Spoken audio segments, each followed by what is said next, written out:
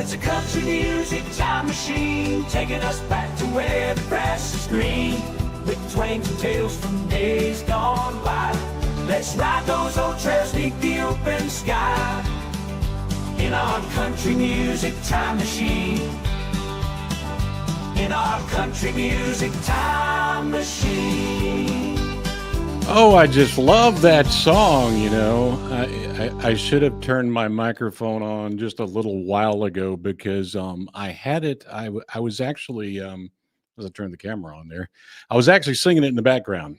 Maybe it's a good thing you couldn't hear me sing, you know.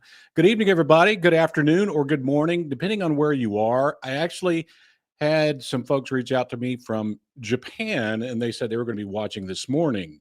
So it's Sunday morning in Japan. Hello, Japan, konnichiwa, and welcome to the Front Porch Podcast. I'm your pal, Kevin, who always tells you to please try to keep it country. And, you know, as we were discussing last week, it doesn't matter where you're from, whether you're from the south of the U.S., the north of the U.S., Canada, Nicaragua, Brazil, Japan, it doesn't matter. Ireland, Israel, we got some folks over there too. We got to keep it country. But I hope you're having a good evening. I salute you. I hope some folks are tuned in. Let me pop up the chat machine here. We do have JCat on the line, as always, checking in from JCat. You're from Portland, right? Over there in Oregon on the left coast. William May is tuning in from North Kakalaki. And for you folks who don't know the southern slang or the country slang, that is North Carolina. And speaking of folks down in that area, I'm not 100% sure about North Carolina, but I know South Carolina, Georgia maybe. They're on the lookout. They're on the lookout for some winter weather coming, maybe on Tuesday, I think. And for folks who don't understand winter weather in the South, it's pretty freaking crazy because it doesn't happen often. And I'm sure in South Carolina, maybe parts of North Carolina and Georgia, there is no milk or bread anywhere in Food Lion, Winn-Dixie, Bilo, or Aldi, or whatever grocery store you have there, the Food Saver. It's probably gone already. People prep early and they're ready for the storm. I don't mind you guys get a little bit of snow, but stay safe. Speaking of weather, we want to, we're thinking about the folks in California still. I've seen online a few people actually, you know, have negative comments about the people in California and sort of blaming a wildfire on them. Well, you know, I don't know who started the wildfire. Maybe the government could have been better about controlling it and having more water for it. But our thoughts and prayers are with the folks in California. And as always, for the folks in Western North Carolina, Eastern Tennessee, who are still to this day trying to recover from what happened over there. Thanks for everybody that's tuning in. Got William May, of course, as I said before. Sadie is tuning in from Iowa. I think it's the first person I've had so far on the Front Porch Podcast, which, you know, this is a new show. We're trying this out and see if folks will tune in. First person from Iowa. So if you're online, please chime in. Let me know where you're coming from. We always have folks from the East Coast, the West Coast, the Northeast, Canada, of course, the Southeast, Tennessee, South Carolina, Georgia. They're always tuned in, and we appreciate that. And they're always tuned into the Country Music Time Machine when we're just playing our regular videos and everything. We do appreciate all of you. Jeff is out there from Jeff's Guitars.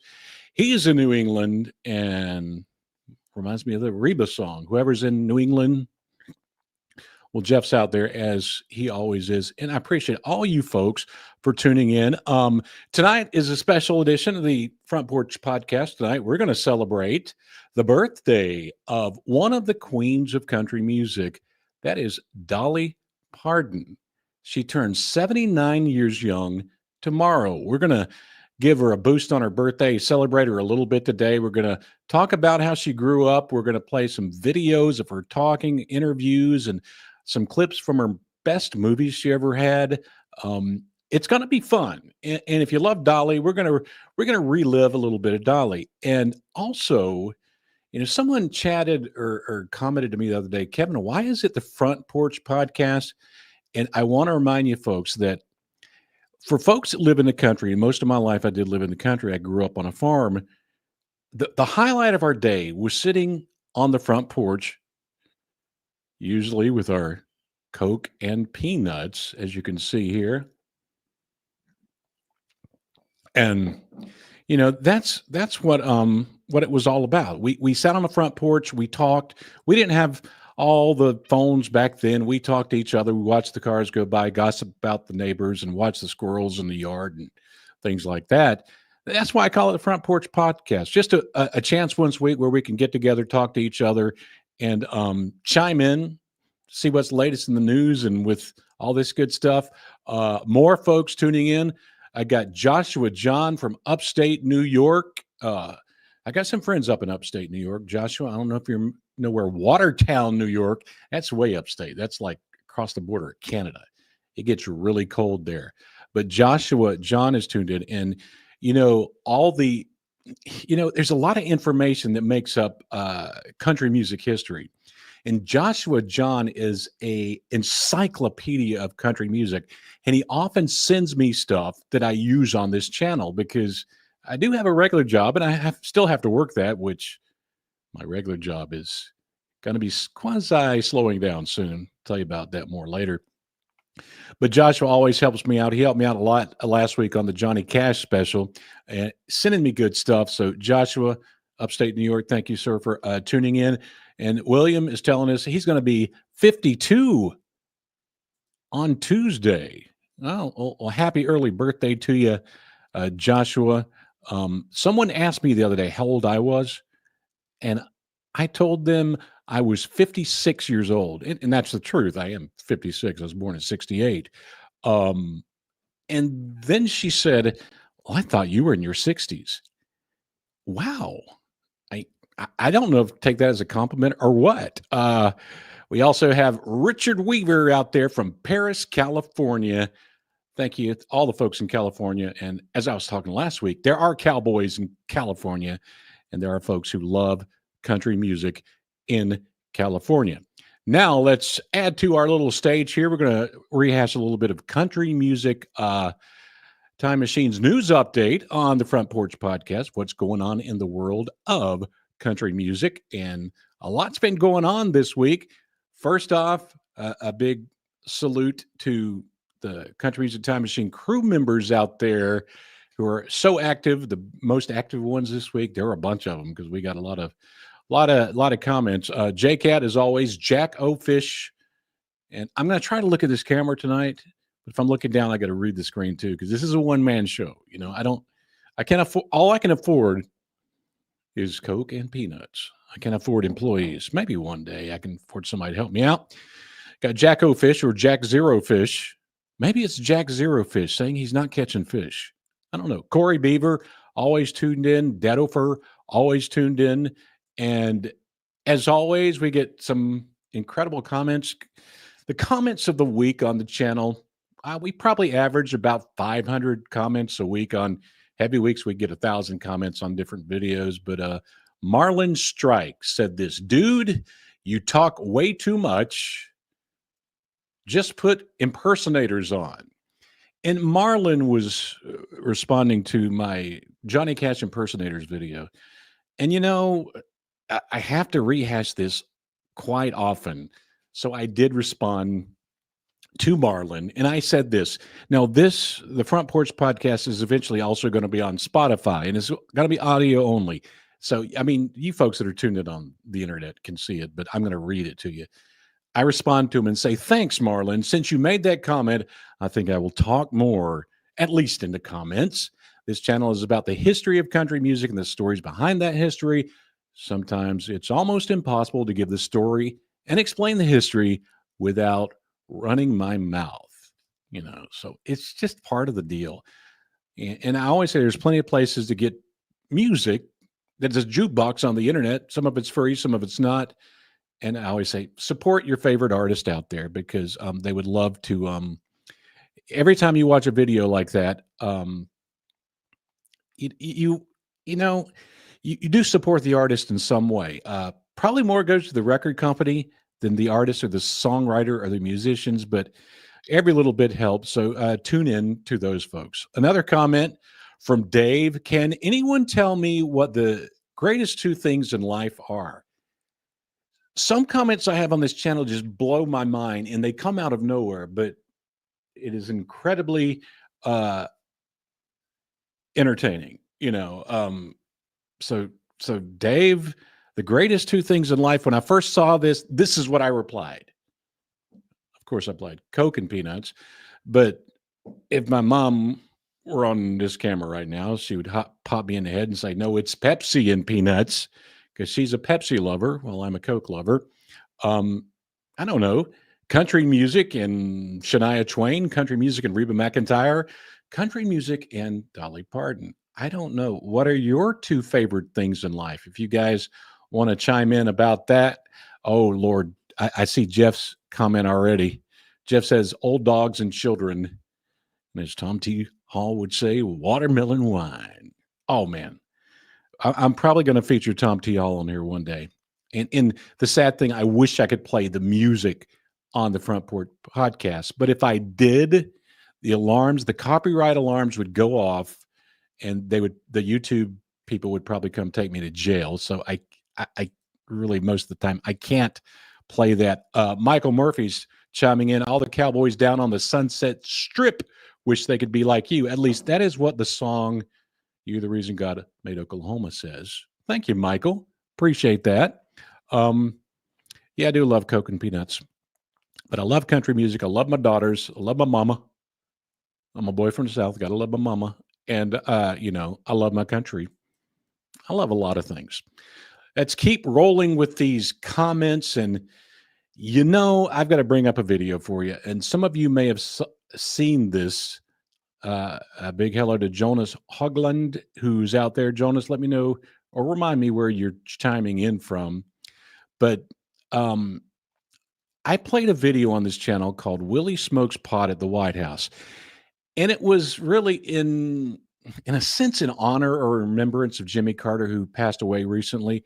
And if you notice U.S. government buildings, the flags are at half staff for, I think it's 30 days. So it's still at half staff. We're still remembering Jimmy Carter. And it was sort of around that. And all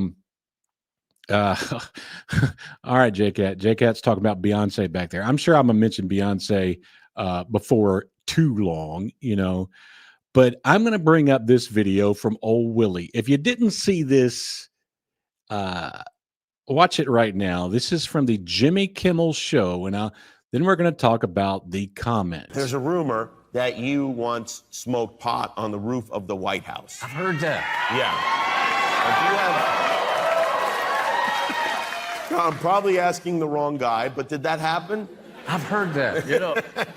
I've heard that once you get up there, all the streets are coming in at you from different directions. And you have to do something to calm down. Well, I would think so. And, if it ever happened, I definitely would have to calm down. That's You were friendly with President Carter. Yeah. You knew all. Well, you've met all the presidents, I assume.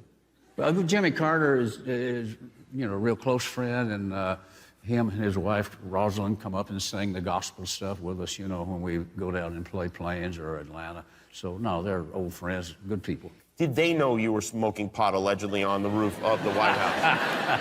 I forgot to tell you. Oh, that's just a funny clip with Jimmy Kimmel. Also, some funny comments about Jimmy Kimmel in that cowboy hat. But anyway, Trace Zack Daniels left this comment. Now, I don't know. I feel when I read comments like this that, I don't know how to take these comments. They're either just being funny, they're on drugs, or they're drunk, because he says, yes, fun and so cool, and now make Americans great again and make Americans healthy again, and all the people of the earth pass it on. Us help us always and expose evil always. Great job, all. Thanks for making tea with Lions named Leo and Traxter and Uncle Max and B.O.B. and Sick Trigger and RAO Radio Assault Orchestra and Crotch, the International Superstar Band. I don't know how to react to that. I read all these comments, and sometimes I will respond to them and I'll like them or love them or whatever, but I don't know. You guys now see what I have to go through, when I'm reading these comments. But the comments are incredibly fun as I'm looking over there. Jonas, of course, is chiming in from Alabama. Alabama's a great, great state. Half of my family is from Alabama. My daddy's from Alabama. Yesterday, and I posted something about this on the channel yesterday. I logged into the wonderful world of the interweb, and I got this message from Facebook. And it said, as you can see here on the screen, we suspended your page. Country Music Time Machine page has been suspended. I was reading deep down in there. Why would they suspend me? And it says, this goes against our community standards on impersonation. Now, I don't really understand who I'm trying to impersonate.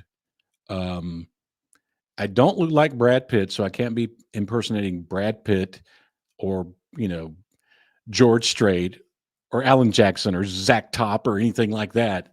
So I was really confused. So I hit that button and I requested a review, and I said, Michael Zuckerberg or whatever, Mark Zuckerberg, I guess his name is, why are you shutting me down, man?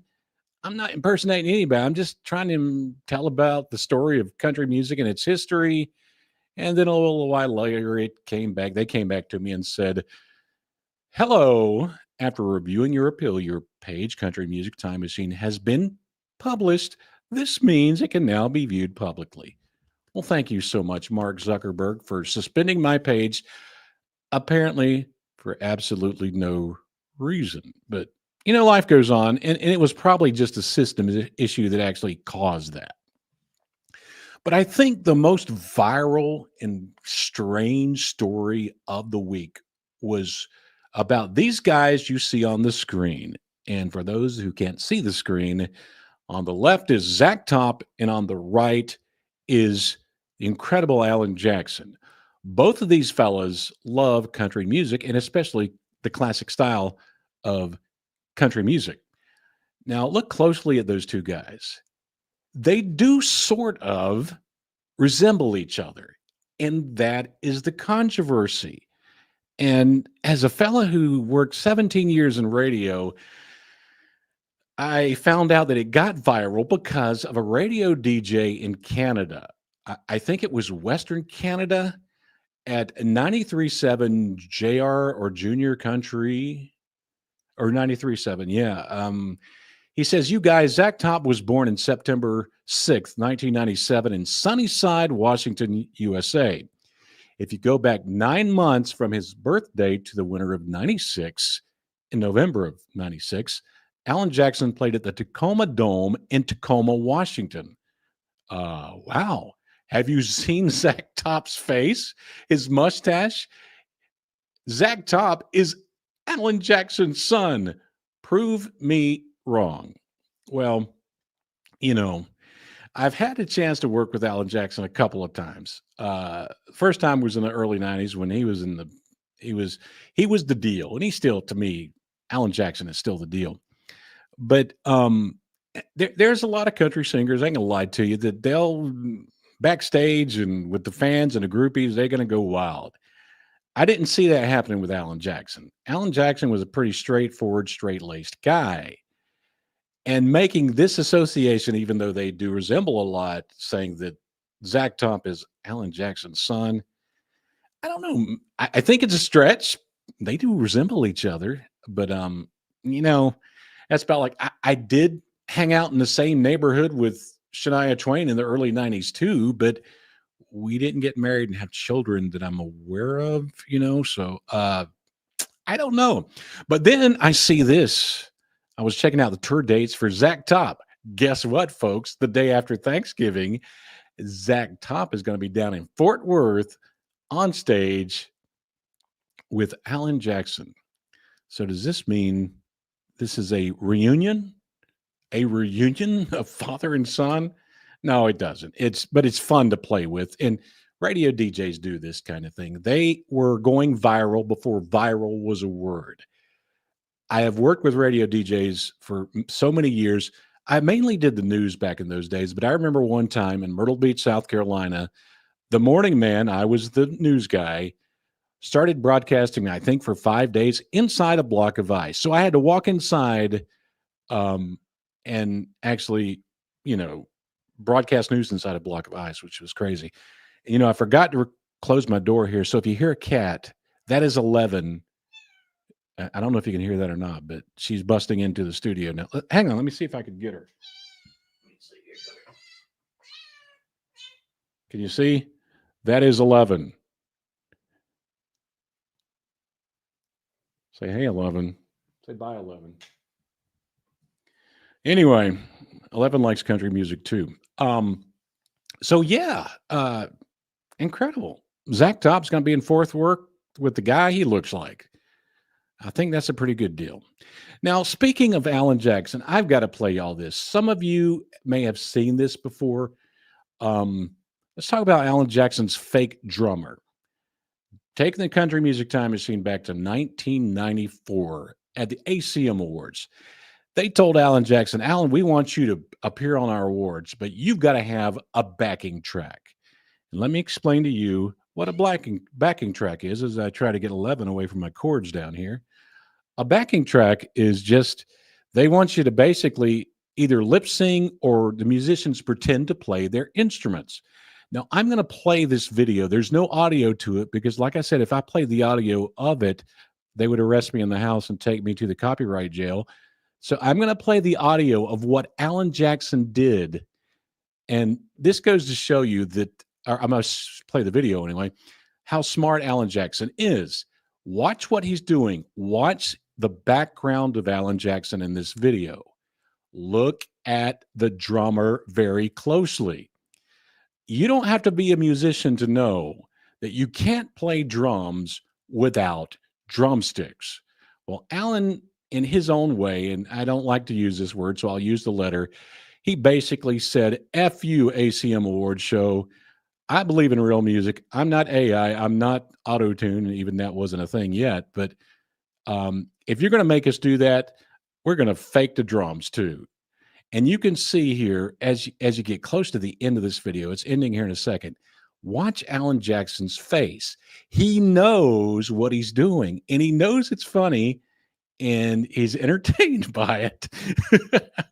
As you can see, that's Alan Jackson's fake drummer, and even back then, Alan was wanting real country music, wanting authentic country music.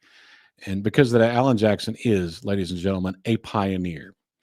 More news on the news update, Country Music Time Machine. Monday, we get a new but old president. Donald Trump takes office again. And of course, with any president like Biden before him, there's a inauguration party and all that stuff.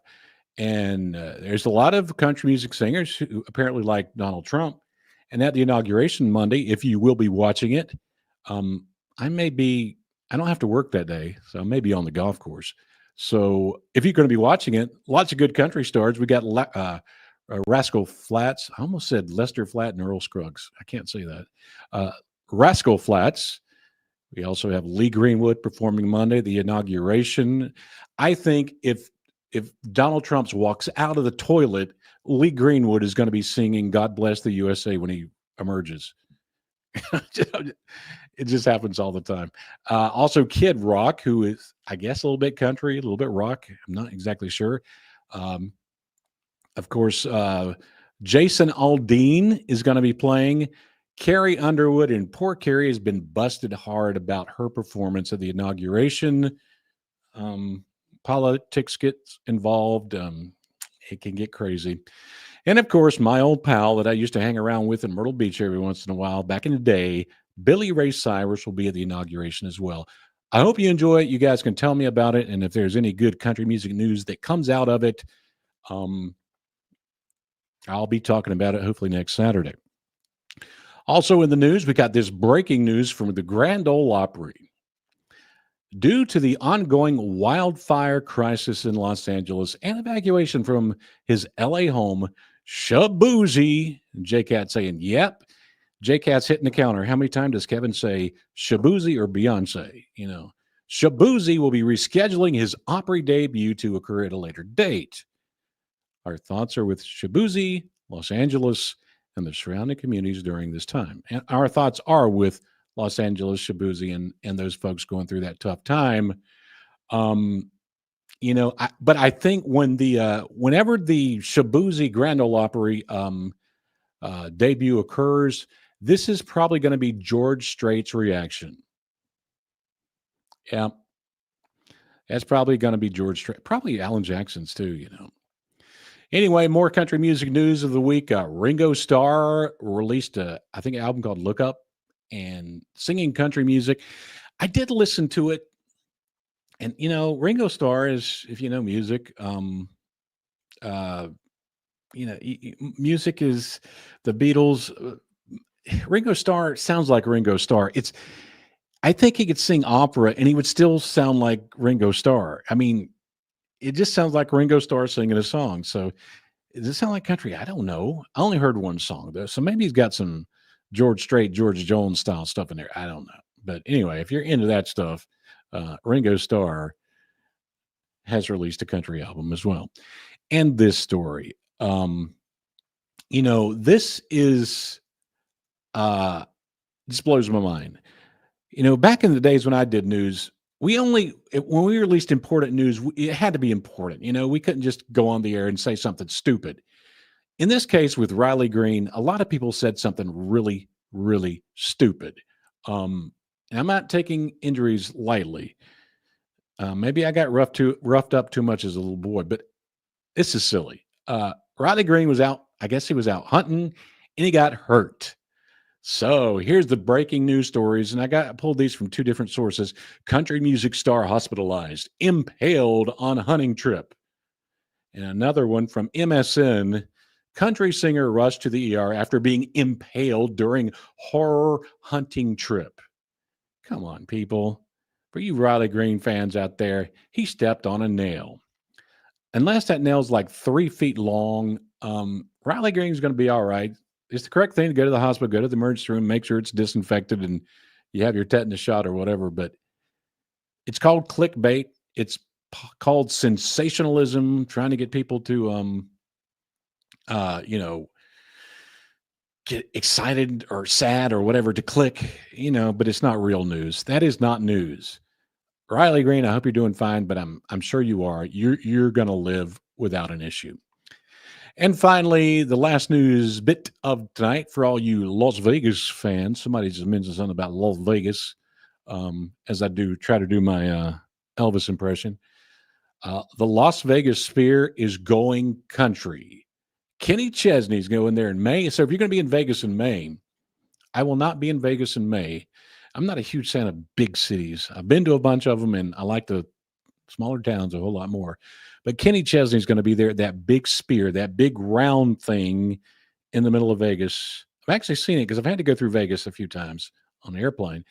And he's going to be performing inside of that. And it's going to be pretty cool because Kenny Chesney, he's a cool dude. His concerts are incredible. So if you are in the neighborhood of Las Vegas in May, make sure you check out old Kenny Chesney. That's all we got for the news update. Let me take a sip of my Coke and Peanuts here.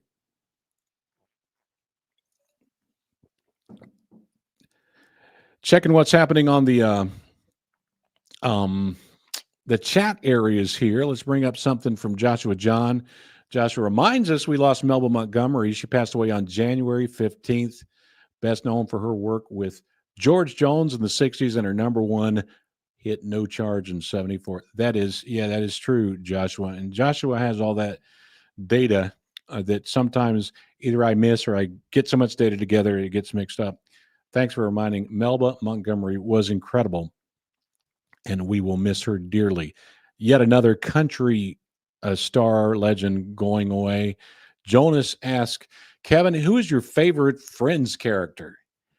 Jonas, I think Friends came out in the 90s, and I think I was watching the Ralph Emery show on the Nashville Network or Country Music TV or CMT back in the day when they actually played country music videos. I don't know a lot about, I know there's Ross and there's Rachel. So I don't know who my favorite character is. Is it the bald guy? I think the bald guy is from Seinfeld. I don't know this stuff. I just don't know this stuff. Anyway, thank y'all for chiming in with all your comments and tuning in from all these places. I appreciate your presence, appreciate you being here. And tonight we are celebrating one of the queens of country music. You know, there's always debate about who is the queen and who is the king of country music. People have different ideas. Some say it's Reba, some say it's Loretta, some say it is Dolly Parton. Dolly Parton is an incredible woman. Um, it's and she's been around a long time. She turns 79 tomorrow. She was born, of course, on January 19th. Make sure I got my date right. In a one-room cabin on the banks of the Little Pigeon River in Pittman Center, Tennessee. Today, the population of that tiny little town is still the same, about around 200.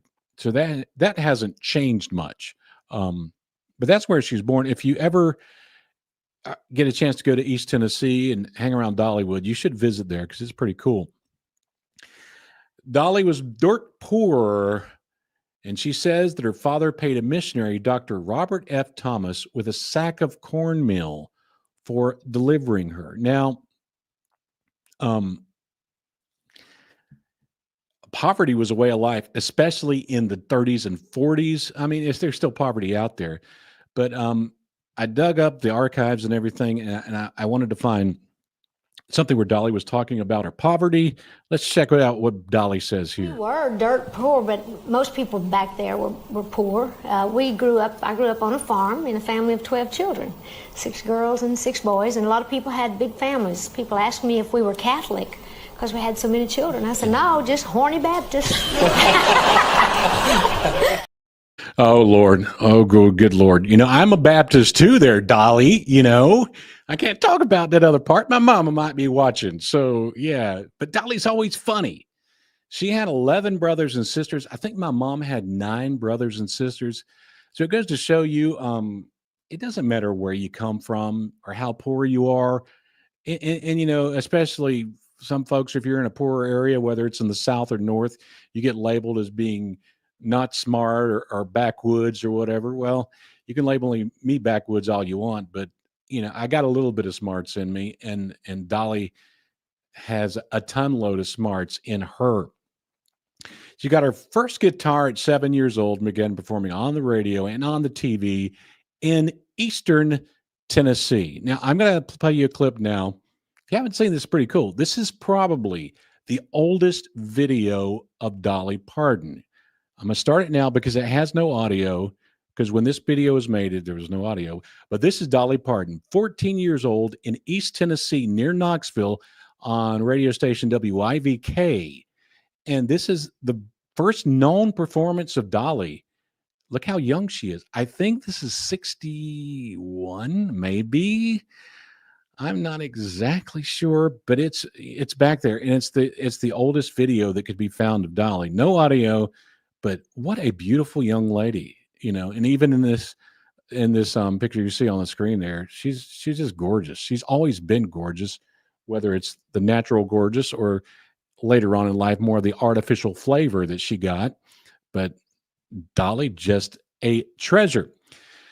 Now, she graduated high school in 64, moved to Nashville like, you know, so many of us did. Her first charting single was a bubblegum pop song. And I actually talked about this on I think the 1964 or 65 video of On the Country Music Time Machine. Happy, Happy Birthday, Baby. It was not a big hit, but it did chart. But they were pushing her to be a pop singer. They were pushing her really hard to do that. It wasn't until 1967 she released the single, strangely enough, Dumb Blonde. It reached number 24 in 67. And that same year, 1967, Porter Wagner hired her to be on his show. And that was what spurred her incredible career, and her legendary status was Porter Wagner. Of course, if you know music history, the great song, one of the greatest songs ever written and sung, I Will Always Love You by Dolly, written by Dolly, later done by many others, including Whitney Houston, It was about Porter Wagner. And I think she probably had a love-hate relationship with him, but she respected him and honored him by doing that. But as I was scouring through the archives, one thing when I was a kid I didn't watch, and maybe it was because I was so young at the time. I was born in '68, so I probably didn't get a chance to see much of the Porter Wagner show. I don't remember it being on TV. I watched Gunsmoke and Bonanza and The Big Valley. I think those are my favorite. And Gilligan's Island. I love the Gilligan's Island. But I found this on the internet, and this may bring back some memories for you folks who've actually watched this show. Let's check out the intro to the Porter Wagner Show. From Nashville, Tennessee, Showbiz presents America's #1 country music program, The Porter Wagner Show.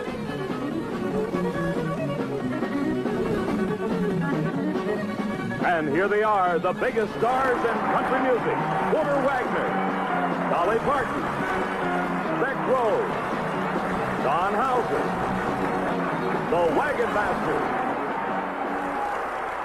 and today's special guest, Mistress of Ceremonies, Dolly Parton. Oh yeah, I mean, some of you folks may remember that show.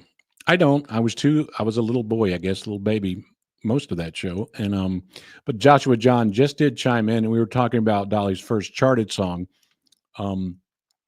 But her first song, as Joshua John, I'm gonna pop that comment up there that Joshua had on the screen.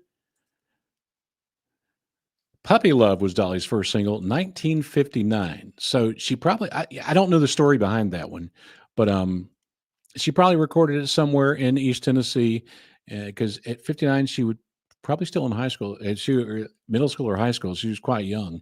But I wonder if it's the same Puppy Love that Donny Osmond or Donnie and Marie sang. Not sure. Anyway, Porter Wagner Show was a great show. History-making show, especially for Dolly Parton. And did you know that in the early 70s, she started releasing her more solo hits? I mean, she released them before that, but everything she released back in those days was hitting the charts. In the late 70s, many were crossing over into the pop charts. And many hit songs were with Kenny Rogers. You guys know Islands in the Stream and all that.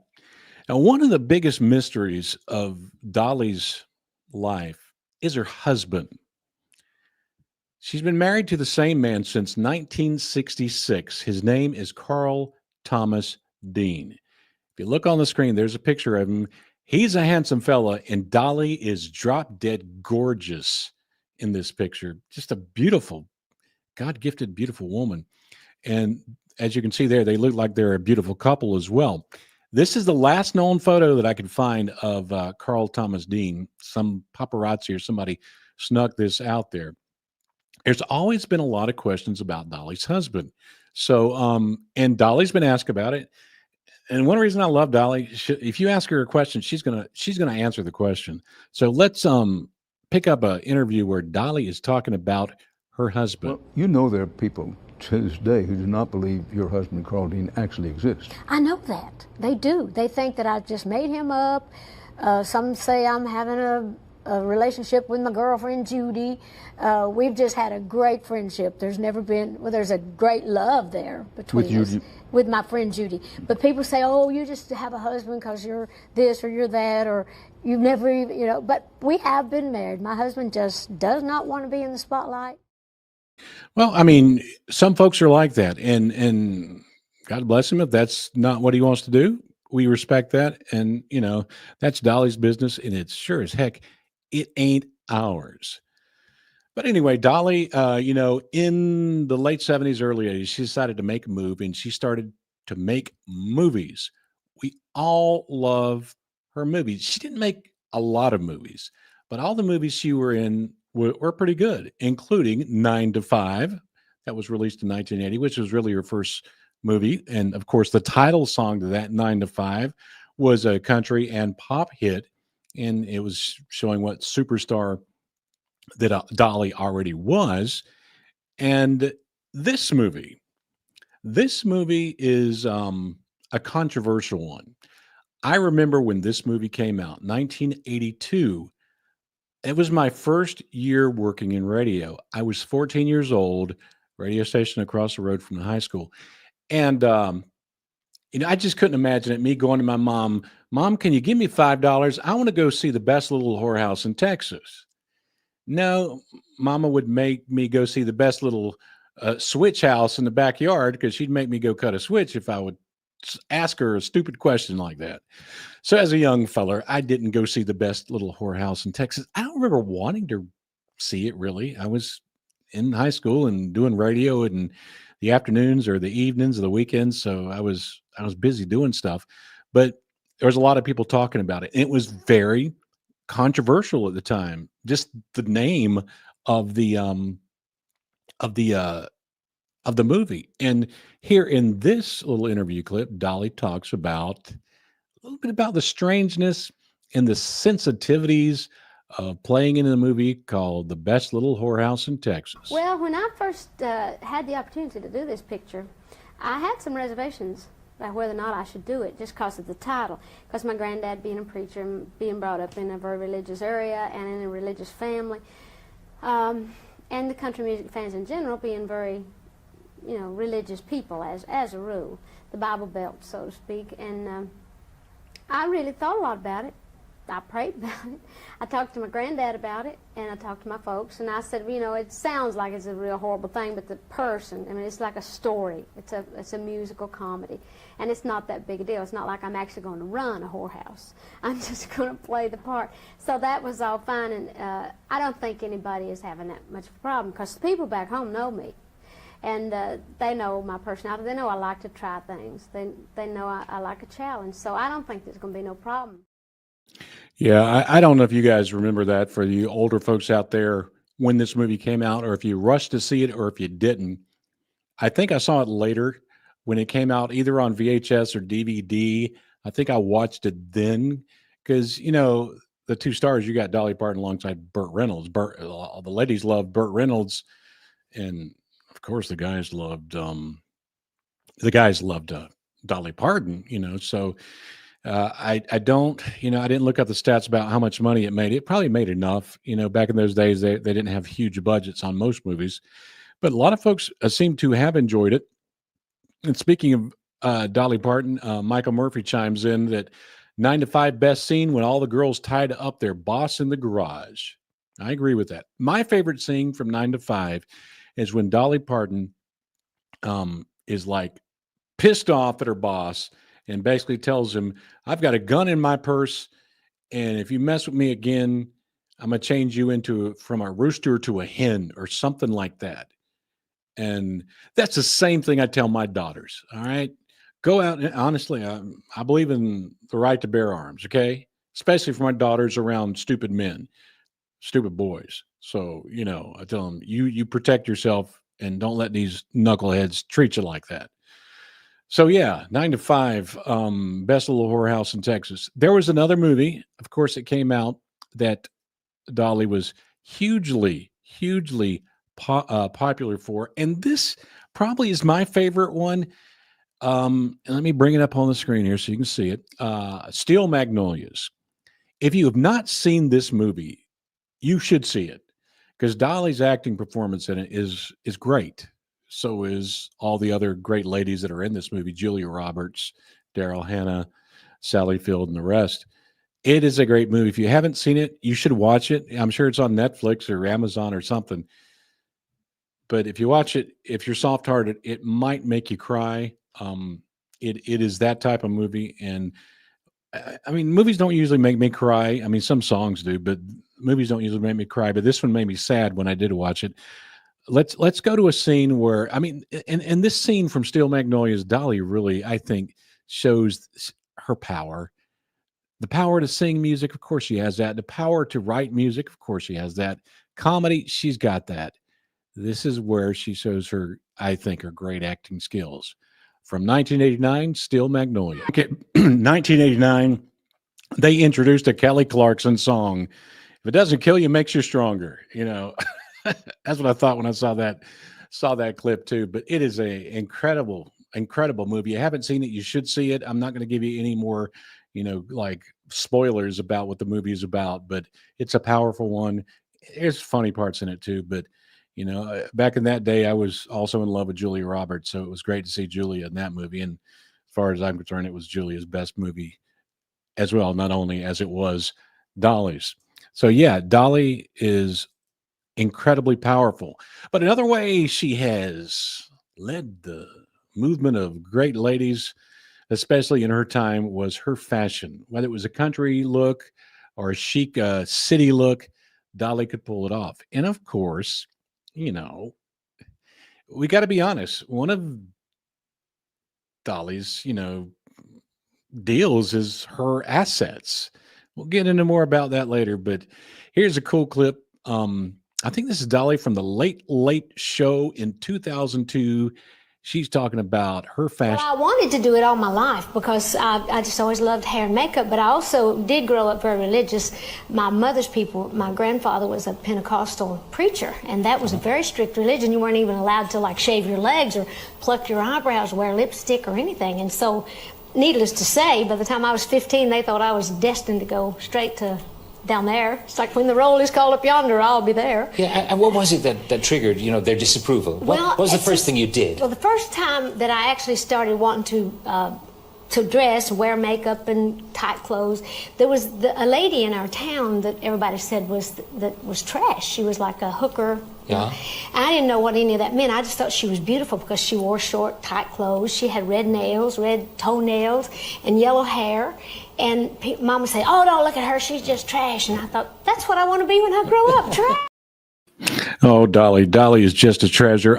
It makes me think of the story of, I think it was in the 80s. They had a lot of Dolly Parton look-alike contest, and Dolly herself went to a Dolly look-alike contest and lost. I don't know if that's a true story or not. I'll have to look that one up, but I've heard a lot about it. I think it is because I think Dolly talks about it herself.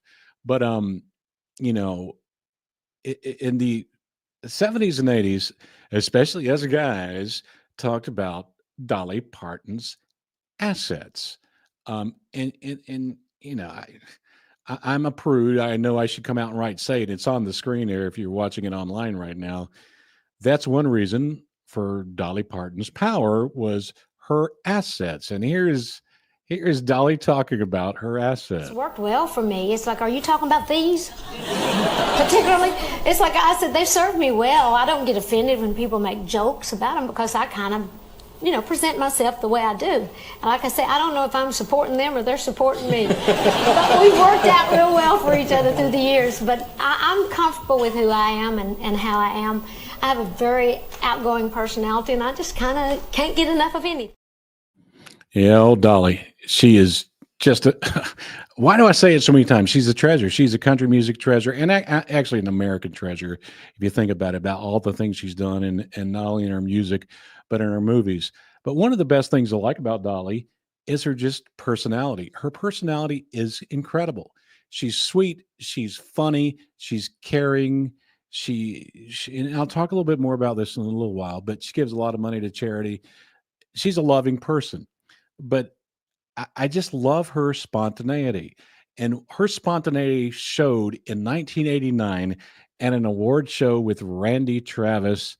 And this is where Dolly is crushing on Randy Travis again, using those assets to get Randy all riled up. Let's tune into it. You know that this guy is single. And I just want you to know that if I was 20 years younger and I was single, and you like little blondes with the big hair and big ideas, that I would be giving you a run for your money.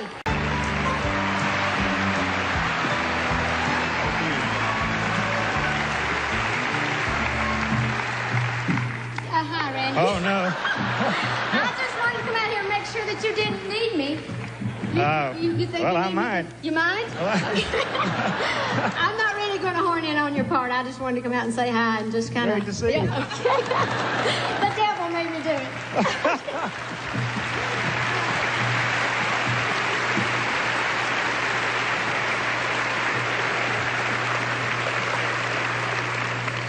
It's a tough job. Oh, yes, Randy Travis. It is a tough job. I'm glad you used the word tough, not the other word. But we know what you're talking about. Got Julian Santagita. He's tuned in. I think Julian is up in Canada. Julian says, Dolly does have a lot of good songs. Her voice is incredible, and her acting is so good. When she was in the movie based on her song 9 to 5, she does a good job. Her acting and music is so good. And I totally agree with you. And it's like William May said, Dolly enjoyed having a good time. And not only did she enjoy having a good time, but she in turn entertained so many other people by, doing that, so it's great. But Dolly is more than just her music. She is a freaking business enterprise. Let's talk about her enterprises. Is that right? Enterprises? She's got a bunch of them. Dollywood, of course, the parks and resorts. I've taken my kids, especially when they're younger, to Disney World, Disneyland in California and Florida and all those other places. But they've mostly gone to Dollywood, not only because it was close to Nashville, but, it's my kind of theme park. I'm not in love with theme parks, but Dollywood's is in the country. It's in the East Tennessee mountains in a beautiful area of Pigeon Forge.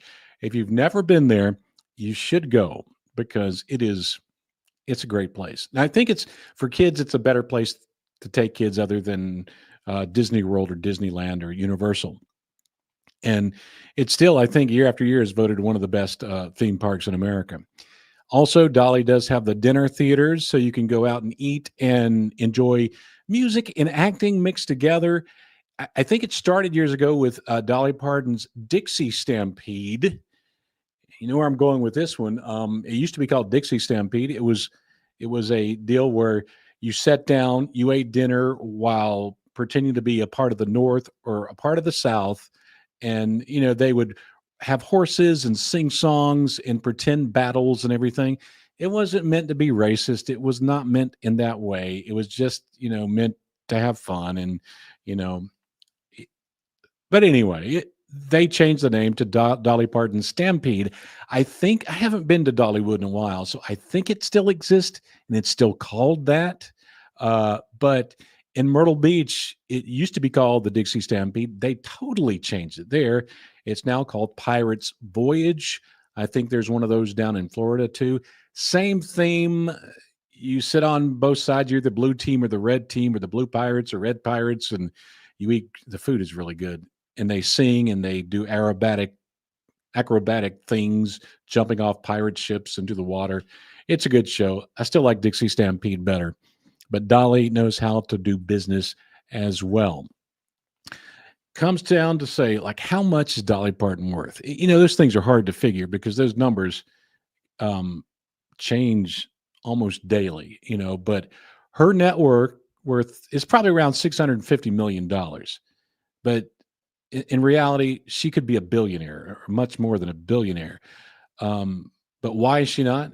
She gives away tons of money.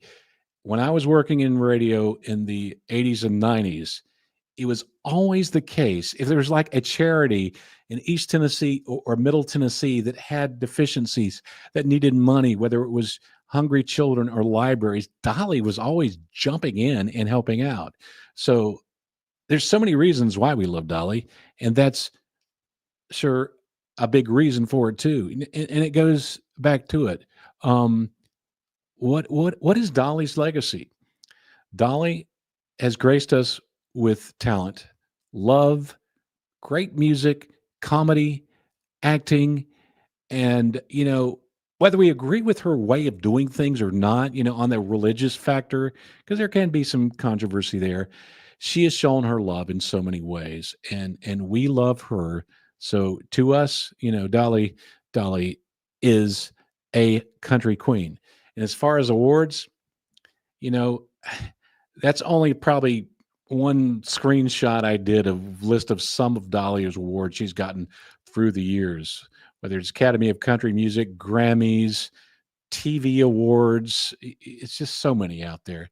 Dolly is a credible person and just a treasure to country music and to America in itself. Just to bring up one more comment, Michael Murphy's chimed in and says, Best song, Blue Ridge Mountain Boy.